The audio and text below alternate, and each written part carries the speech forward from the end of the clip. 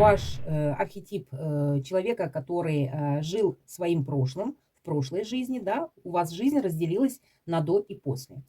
Это, во-первых, вы получаете новую совершенно энергию, но недостаточную для того, чтобы достичь своей цели. Хотя вы самостоятельно выдержали все те испытания, которые вам были посланы, и отсекли все, что вам не надо, продумывая каждый свой шаг. Вы понимали, что вы находитесь между жизнью и смертью.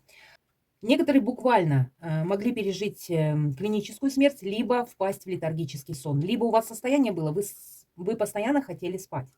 Это, во-первых. Во-вторых, за это вам Вселенная готовит подарки, и вы действительно перерождаетесь. Вы начинаете думать по-новому, двигаться новыми путями и дорогами. Вы даже можете проанализировать свое поведение и понять, что это действительно так. Если вы раньше ходили каким-то одним путем, даже буквально, то сейчас вы выбираете разные и пытаетесь познать что-то новое. Хотите приобрести совершенно новые энергии.